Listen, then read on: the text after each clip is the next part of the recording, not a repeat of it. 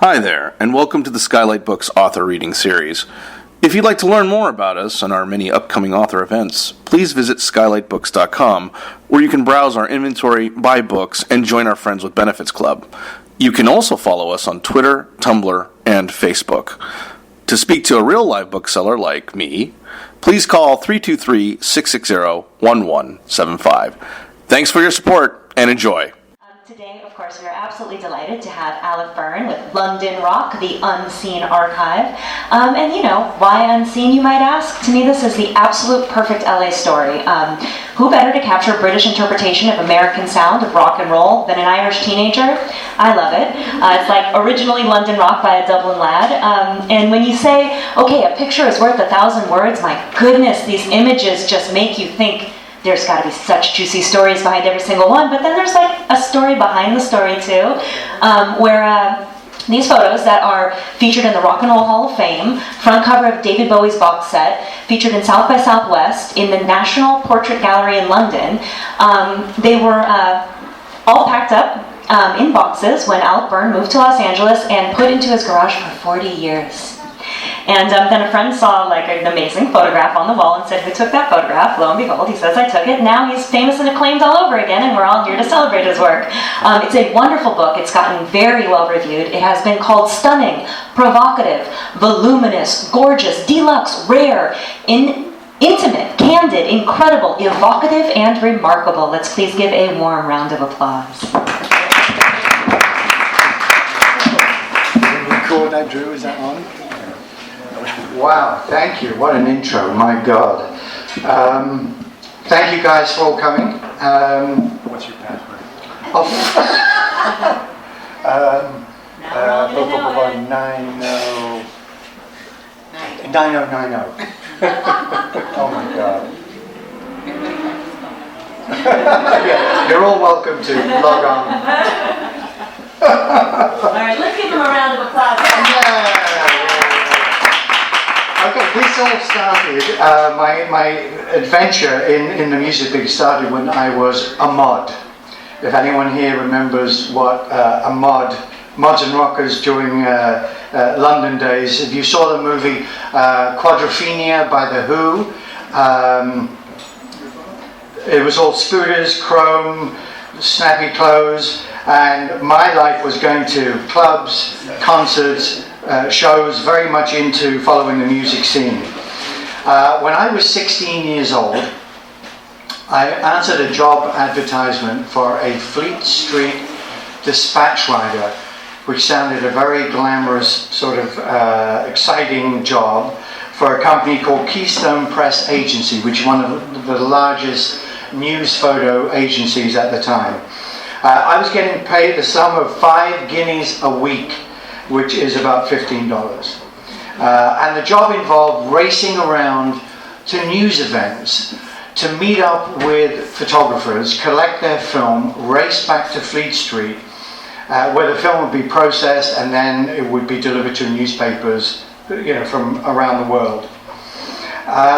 So I used to hang out with the darkroom guys, and I knew nothing about photography. And after about 6 months there, I borrowed a camera, my brother's camera I think it was, and I started shooting pictures. And the first time I saw, and maybe some people here have done photography, so you may have had a similar experience, but the first time I saw a photo appear in a dish, it was so magical, I was completely hooked, and it became an obsession, where I just bugged everyone, how do you do this, how do you take that, what camera do you use? So I couldn't afford, at the time, Rolleiflex was like the camera that the professionals were using. I couldn't afford that. So I got the next best thing, which was a Yashica mat, which cost about £42.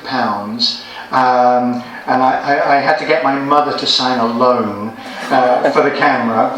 My wage then was just £5 a week, so about $15. And I photographed everything.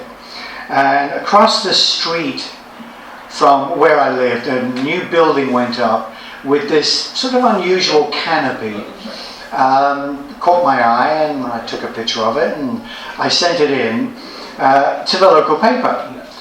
And they published it, much to my surprise. And I can remember opening the envelope with a check for 1 guinea, which is £1, 1 shilling, and just thinking, this is amazing. I'm getting paid to do something that I love to do. So now, when I went to concerts and clubs and shows, I'd bring a camera with me. So I would shoot these events, and I started sending in, after this great success I had with the local paper, I would send these pictures in to Melody Maker, NME, which at the time, these were like the Bible of the industry, of the music industry. And this is before Rolling Stone was ever even conceived. So I would shoot every single weekend. I'd be out doing gigs. So I asked, there were certain places you couldn't get into. So I sort of built a rapport up with the editor of NME, and I said, look, if you give me a letter, it would help me get into some of these venues. And he's like, well, we're not giving you a job, but we'll give you a letter. So he sent this letter to me saying I could get into my local venue. And that got me on stage and backstage. And when you think about it, I was a 16-year-old kid. And now I'm going backstage with some of these bands. And it was like, I'm just one of the lads, I'm sort of in the changing room. And it was like, I don't know, I still can remember the buzz getting back from those days. One of my first bands that I shot was the Spencer Davis Group, and that had Stevie Winwood, which you may have heard of. Yeah, so, and I was there to kind of get group shots of everyone, but I didn't have the balls to say interrupt and say, guys, can we get together here? So I just popped off single pictures of the guys, and that was about the best I could do. One of the perks of working for this Keystone Press agency was that you could use the darkroom. And the guys there who were doing weddings or girlfriend portfolios or anything, they would sneak back in at night, leave a window open. And of course, this is what I was doing. I was shooting gigs. I would go back to the office, sneak in through a window, print up throughout the night, deliver the pictures to the music papers the next day. And this was really getting successful. So what went from maybe getting 1 picture published a month turned up into getting 2 pictures a week. So it was maybe I should reconsider this day job and go full time. Unfortunately, before I had the chance to make that decision, another weekend of shooting, printing, I fell asleep in the office. The morning guy comes in on Monday morning, I hear the door rattling and I think, oh shit, he comes in and I'm fired on the spot. So I then go to NME and say, I'm available. So they kind of said, well, okay, we'll put you on a retainer. So you got a 17-year-old kid on a retainer with one of the biggest music papers, and that changed everything. All the doors were open to me. I had access to BBC television shows, radio shows, and they were the dominant music provider to all of the UK teenagers, the music scene. Everything was controlled by the BBC. So, one of the advantages of doing this was that, I forgot this one.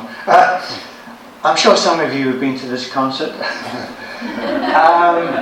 The fabulous Walker Brothers, Cat Stevens, Jimi Hendrix, and Engelbert Humperdinck, all on the same go. I mean, this is peculiar to England, and perhaps was driven by the BBC, which dominated the music business, because it wasn't unusual for listening to a music show on the radio where you'd hear all these people in the same show. which is why the Brits were really envious of you guys with your FM radio, where you had country and western, or you had, heavy metal, or whatever you were listening to. We didn't have any of that there. We had the BBC, which spawned this type of lineup. Can you imagine going to a gig, a big night out with your date, and you're going to see Hendrix and Humperdinck on the same bill? That's Cat Stevens with the gun, who had that, one of his hit records was I'm Going to Get Me a Gun, I think it was called. And the Afro guy is Gary Walker from the Walker Brothers. But who would put Hendrix and Humperdinck on the same bill? Only the Brits. So Hendrix was blazing a trail in London. Everybody, when he arrived, he was pretty much unknown in America. When he arrived in London, everybody wanted to go to his concerts. I managed to, the first time I photographed him was with when he was a support act for The Who, opening act for The Who. When I heard that he was going to be on Top of the Pops, which was the television show in pretty much in Europe, I made a point of covering it. And Hendrix went through his set, and as he was doing this, I kind of saw off the corner of my eye a guy standing there, and I couldn't really kind of make out who it was because they were lit, but off stage was kind of dark. And I thought, is that who I think it is? Hendrix finished his set, walked off the stage, and walked straight up to Jagger. And I immediately went over. This is one of the only pictures really that I can tell you the exact date it was taken, which was May the 4th, 1967, which was the day after my birthday, and I just turned 18 years old. So if you look at these two rock icons, they're sort of rubbing shoulders, which is not a normal thing for these guys to do. And I can actually remember saying, Jimmy, could you, and Mick, can you just get a little bit... Why these guys would listen to an 18-year-old kid with a camera, I just, is beyond me. I took one frame, and that's all I have of that picture, which is turning into one of the most popular ones in the book and when we do shows and everything else. But obviously the Stones and the Beatles were the artists that were required to be, if you were in the music business, you had to make sure you had access to any of these people. I did hear that Jagger had signed on to do a movie, and it was absolutely close set, no media allowed, and I hustled and called everyone I could until eventually I got the phone call saying, okay, 2 o'clock on Tuesday, you're on the set. And so this wasn't done on a sound stage, it was done in a residence in Knightsbridge. And I remember arriving at this home and just walking up the flight of stairs, and it was fairly cramped because of sound people, grips, lighting, all these people are hustling around.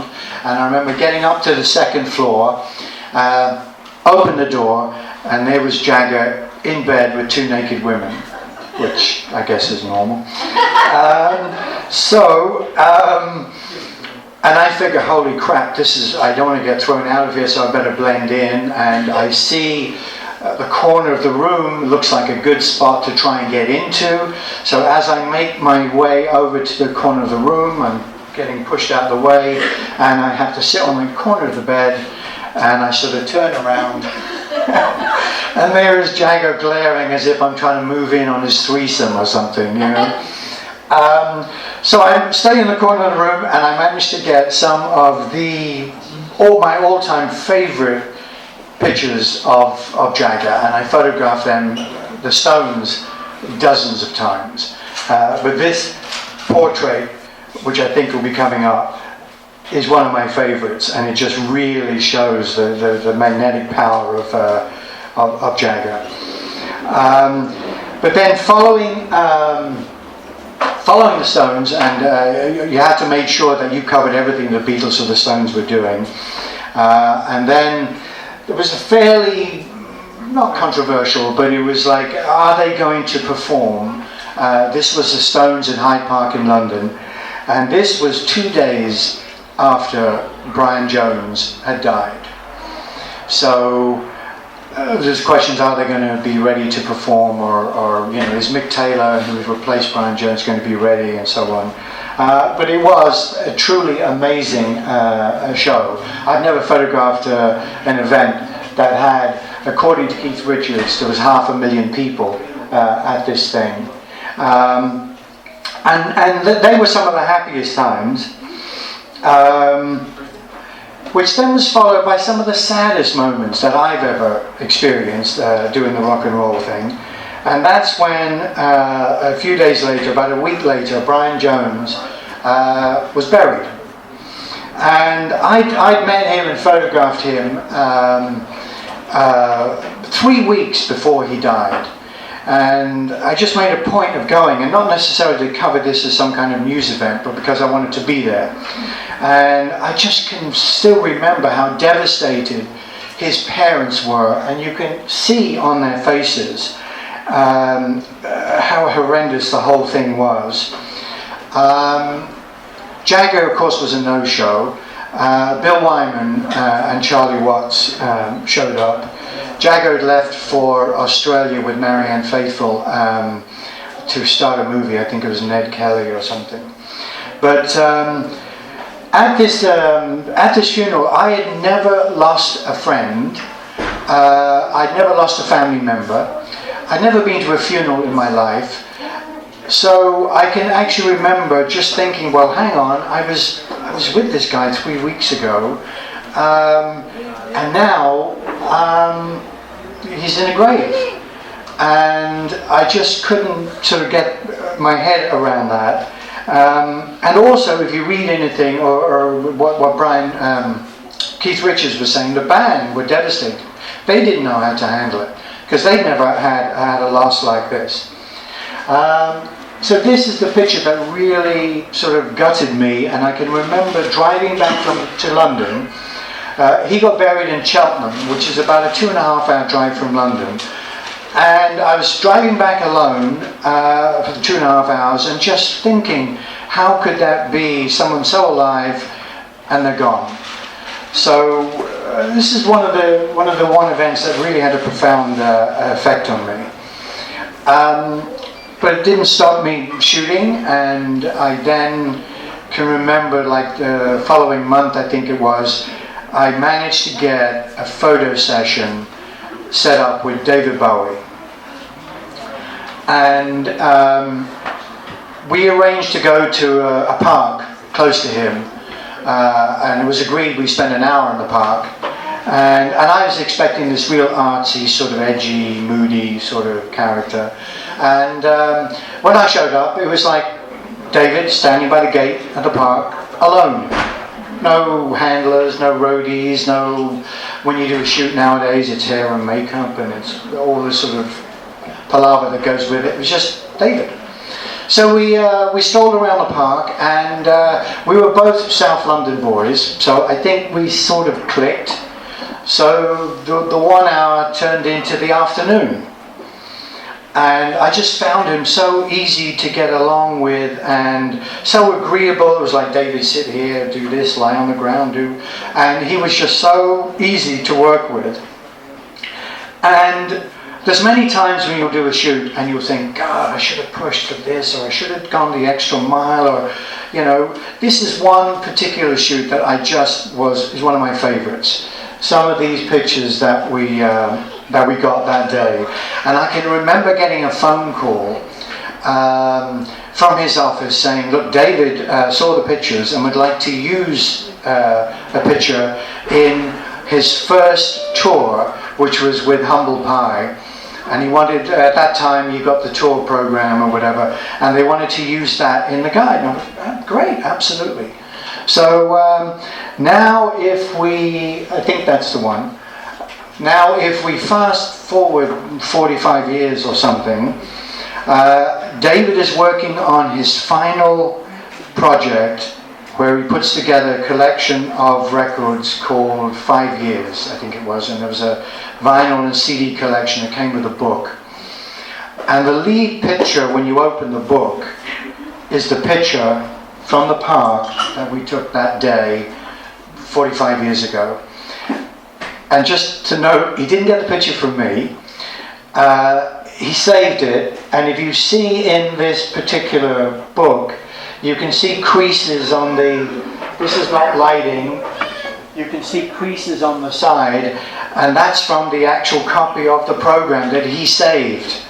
And when I found out that he died, it was like, I don't know, it was one of the few people that really took me back, like, how can he be dead and Keith Richards alive? You know, I mean, if anyone should have died.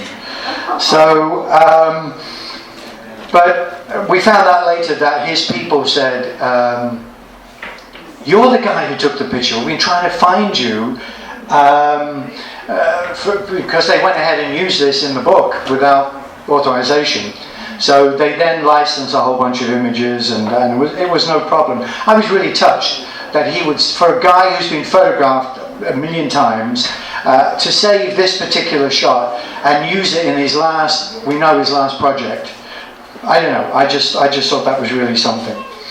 But on a happier note, one of the fun gigs that I ended up doing was someone who I absolutely loved his music was Bob Marley. And we had a photo session to do at his hotel in London, in Bayswater. And I can remember, again, these were days when you didn't have hair, makeup assistants. I can remember carrying my lights and tripod and everything. And as I arrived at the hotel, I'm getting out the elevator and I'm trying to look for the room number he's in, and the door's open, and he just went... And this, if you can remember during those times, this is when Jagger and Richards were in Brixton jail for having pot. You stepped out of this elevator and the reek of weed. So you just followed the smell to the door, and you knock on the door, and it was like, Bob opens the door and he hands me a joint. Oh, have some herb, man. I was like, okay, and to be polite. So, because in no way I wanted to get stoned when I was really expecting to do what are some of my favourite pictures. Again, photographed Marley a few times, but these are my favourite pictures of him. And this hotel room was like a blue cloud of hazy smoke, was like 3 feet from the ceiling.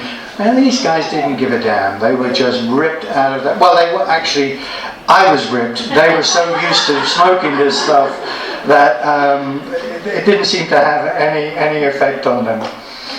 Now, I will, if anyone has any Q&As afterwards, please think of them, and I'm more than happy to answer if you have anything you'd like to know about. But now, this is the book that never should have been published. Back in London in 1970, my studio had a devastating fire, and I lost thousands of negatives destroyed.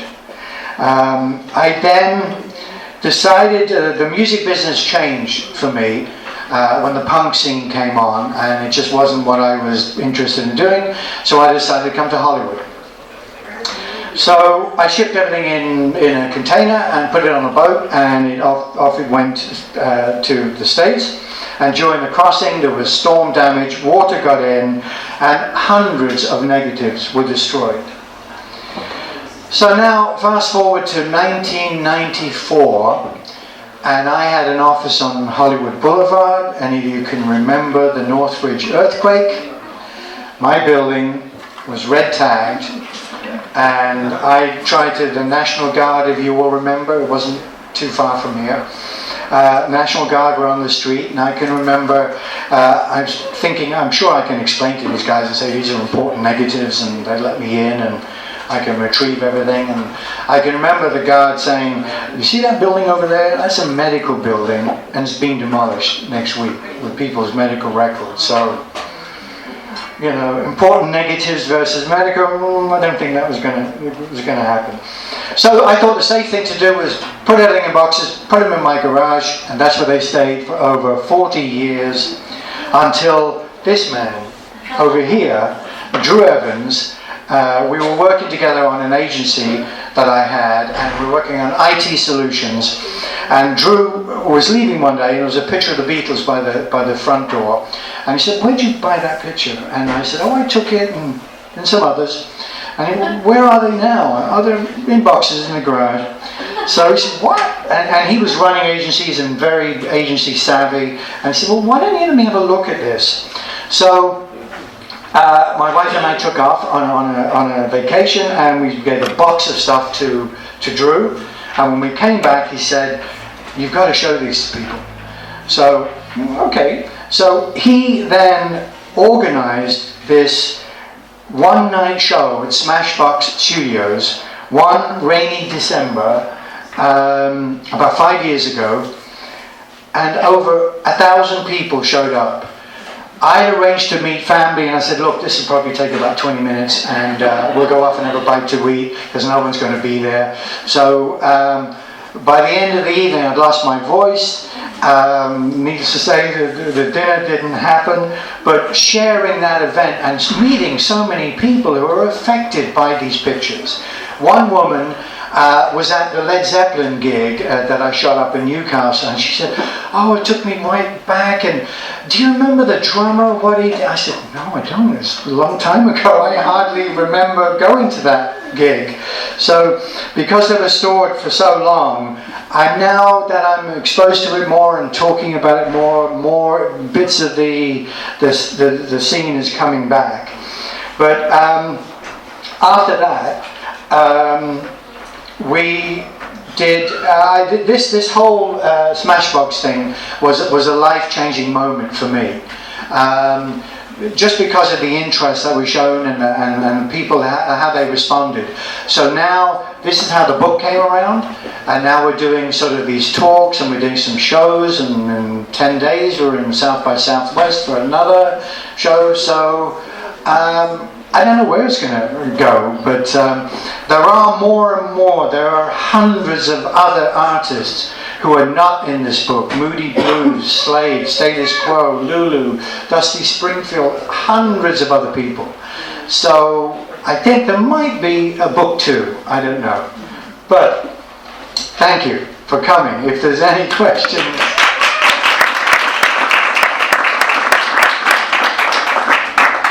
Do we have any photographers here? Anyone shoots anything? Shoots rock and roll? No? Yeah. The negatives that you lost, do you have any idea of what they are of, or do you just try not to think about it? Mostly try not to think about it, but every so often we'll come across like a contact sheet, like of the Cream and Procol Harum and these bands. And it's like I go back in and I do another search, and they're not there. So it's kind of depressing when you think of some of the stuff, Beatles, that I have some of the images from Abbey Road, but there's so many things that are gone, and I don't know whether we'll ever see them. At the time, it was so stupid.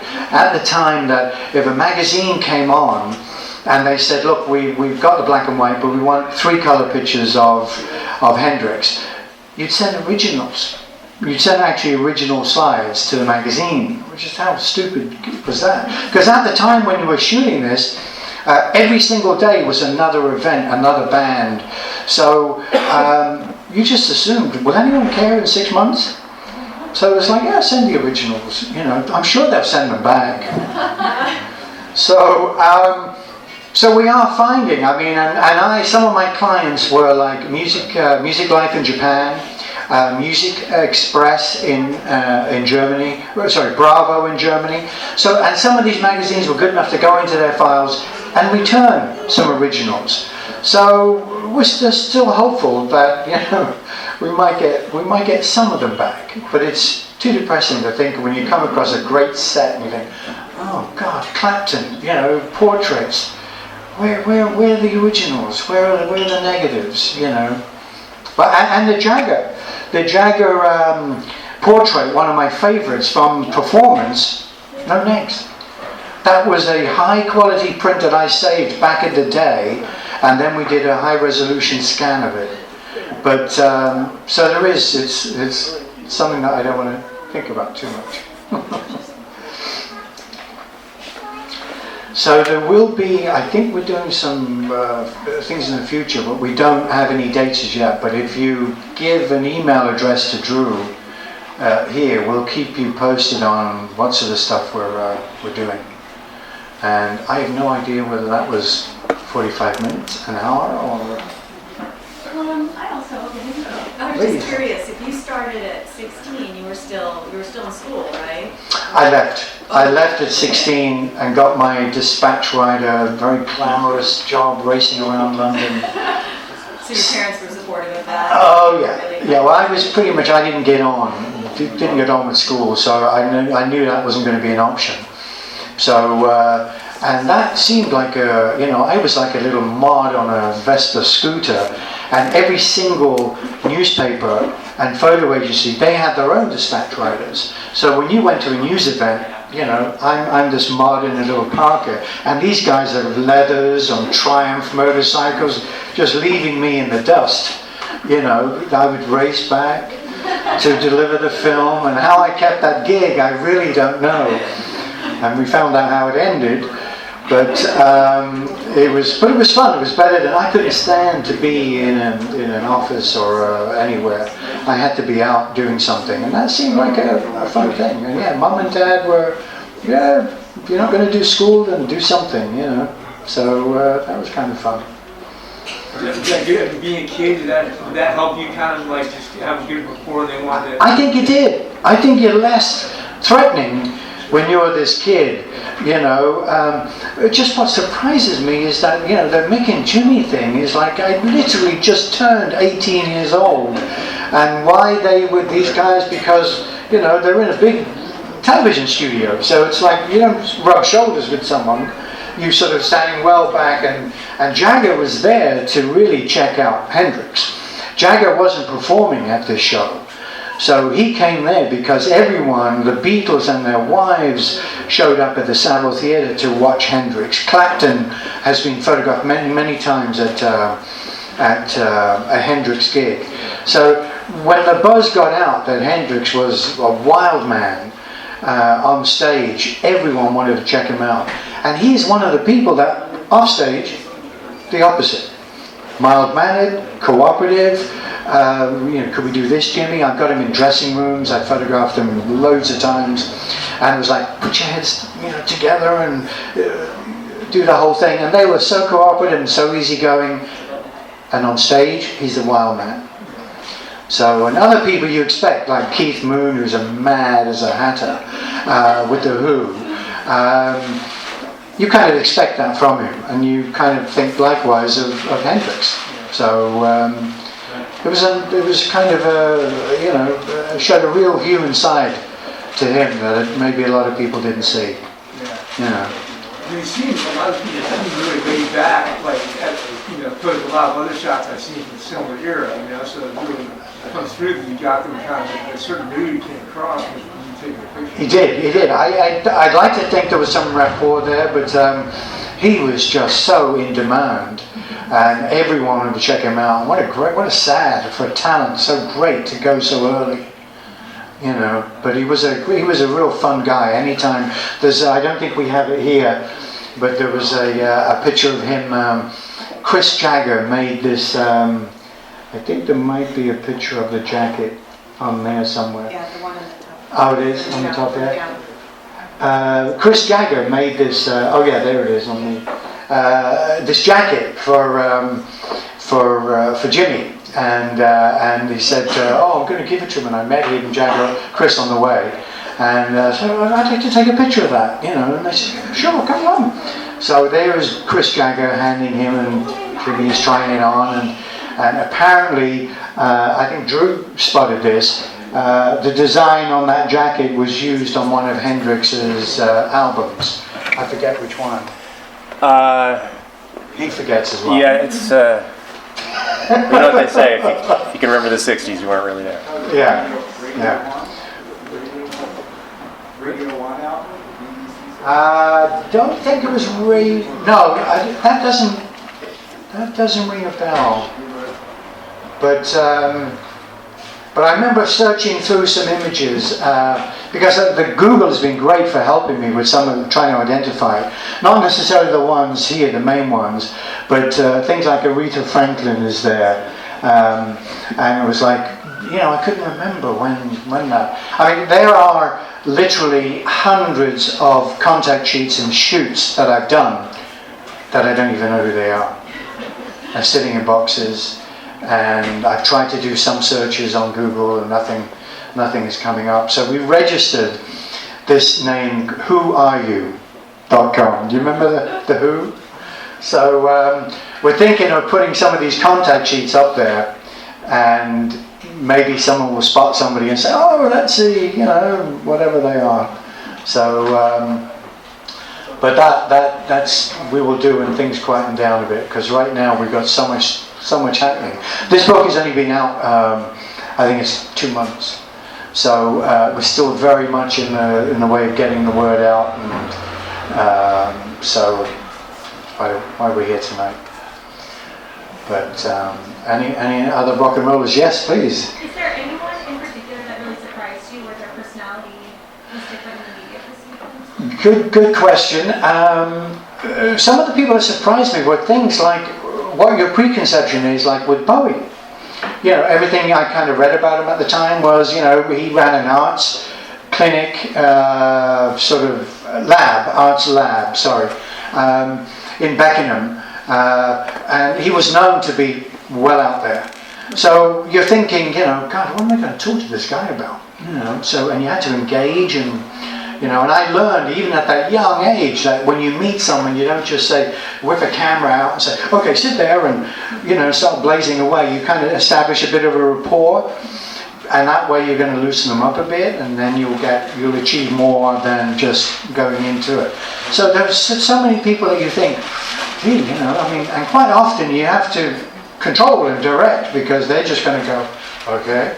So to get what you want, some of these shoots, Fleetwood Mac, I don't know if it's popped up or not there, but some of them you think, these are crazy guys, and yet you take them out to the park, to Hyde Park, okay, and so there's no minders or people say, oh, they can't get in a boat, they might fall in or something, or so you can do things back then. You could do things like, hey lads, come on, this will make it interesting, which I don't know. You probably needed a legal waiver nowadays if you had to, and I don't know if you know what's involved in shooting rock and roll now. I don't know if you heard, as an example, like if you shoot a Taylor Swift concert. Now, there's like a 4-page legal waiver that before you're allowed to take a single picture, that you don't own the copyright. So if you can imagine, so if there are anyone out there taking photographs, hold on to your copyright, because one day it might be worthwhile. Because when I was doing this, when I look back on work diaries, and I could kind of see, David Bowie at Savile, Van Morrison on Tuesday, Jerry Lee Lewis on Thursday. It was just a continuous flow of gigs. I didn't think it was ever going to stop. And I didn't have time to archive the material and put on white gloves. And it was like, get that film out, okay, put it over there, and another job coming in. So no idea it was going to be of any value. But I do remember keeping on to copyright. So if you're shooting anything, word of advice, hold on to your copyright. It might turn out to be useful one day. Were there some that you photographed who weren't really well known at the time and then since have become really huge? Not really huge, but one of the great experiences that still marked in my brain was being able to drive around London, and I would be listening to radio and I'd hear a track come on, and I'm thinking, wow, that's a great number. who was that? And I'd get in the office and I'd find out the name of the band. I'd call up the manager and say, look, hey, I want these guys in the studio next week. And, well, we'll try, or you can do a rehearsal, or we'll go to shoot in the park or something. But being able to have that much pull, let's call it. And sure enough, the band would be in the studio, and this is as the record was just being released. So you didn't really know. They're going to go anywhere, or is it going to be a waste of time? So I would shoot the band, and quite often they'd end up taking a nosedive, and you never hear from them again. But quite often you establish a rapport. And some of the bands, I doubt you've probably heard of, Mud, Slade, I'm trying to think of who some of the other ones were. But they ended up getting number ones. Love Affair was a band, I don't think we have the pictures here. Love Affair was a band that they released a song called Everlasting Love. You might have heard it on radio here. It was released, and at that time 300 records a month were being released. So to get noticed you had to do something. So it's not here, we don't have it, do we? No. So I took them, Love Affair, and the record is called Everlasting Love. So I took them to Piccadilly Circus, if anyone's been there. The centre of Piccadilly Circus is Eros, the goddess of love. So we got the band, I said, okay, up you go, and they climbed up the centre of Piccadilly. Traffic came to gridlock from all the way up Regent Street to Oxford Street and Shaftesbury Avenue. Police were called. Hundreds of people are now gathered around. And these guys are up on Piccadilly Circus, and we think, okay, they better come down now because the police are here. They were arrested. They were taken to Bow Street Police Station and had to appear in court. All the newspapers covered it. We released my pictures, radio, everyone followed up on it. Within 3 weeks, they were number one on the charts. I'm not taking 100% credit, but it did help. And you had to do something to get noticed because there was just so much. And back in that day, you didn't release an album, you released a single. And if that really got some traction, then it was like that appeared on your album, which was then followed up. So, but it was an amazing time. But I don't remember any of them starting out, small and ending up huge like Zeppelin or anything like that. But I can remember working with bands in these dingy pubs where they would rehearse because that's all they could afford, and then they'd go on to be, top level recording studios and travel with them. So some of them, but again, 17 years old. Some of the shots of the Beatles, they seemed like, was that kind of like a press conference, or what was the? Yeah, some of them were. The Beatles shot. That was at Abbey Road Studios, where they did this amazing. At the time, it was unheard of. They did this satellite broadcast from Abbey Road Studios, and it was linked up with 16 or 20 different countries, and it was called "All You Need Is Love" as the track they wrote for that. This was never done before. Nowadays it's no big deal, but it was a huge thing. And I can remember they were under a lot of pressure, this whole thing. There's some pictures where they took a break and they came out for a smoke, and I was chatting away with Ringo and McCartney. And again, because they were the Beatles, you tried to do anything you could.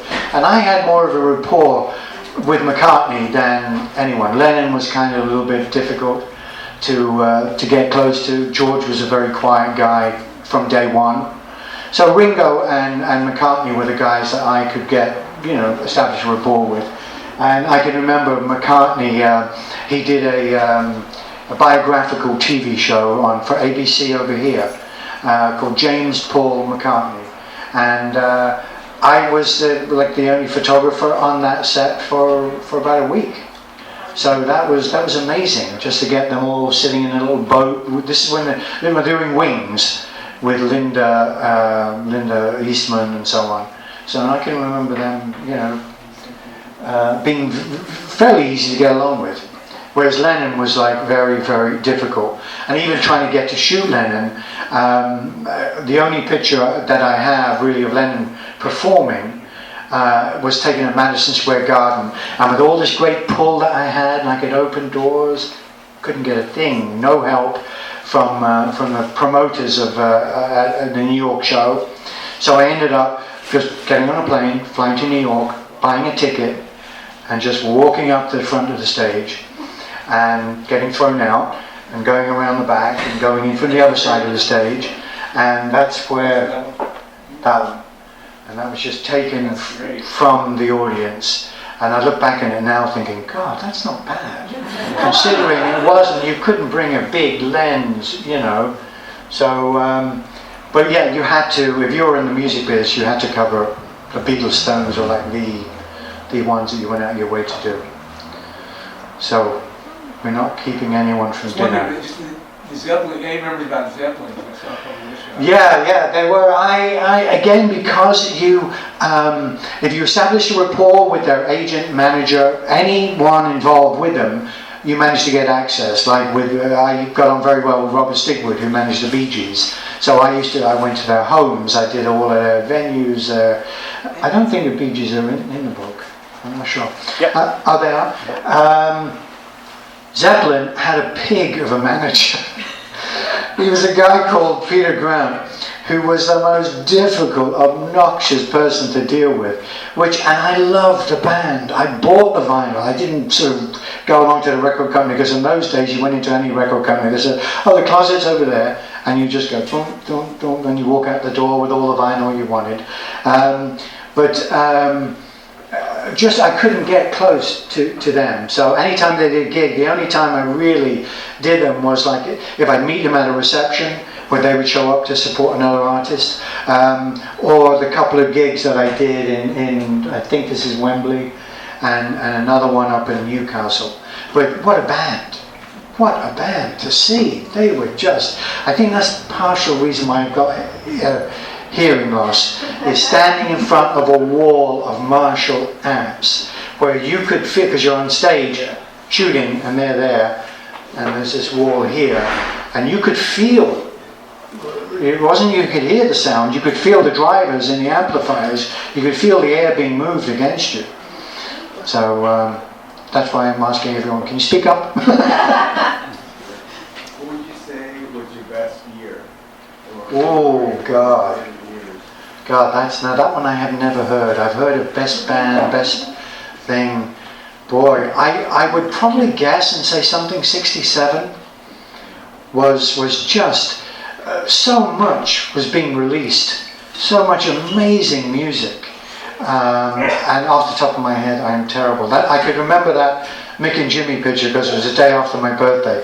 But I'm terrible with dates. I have to go back to my work diaries to think, oh, when was that done? But I'd probably guess like 67.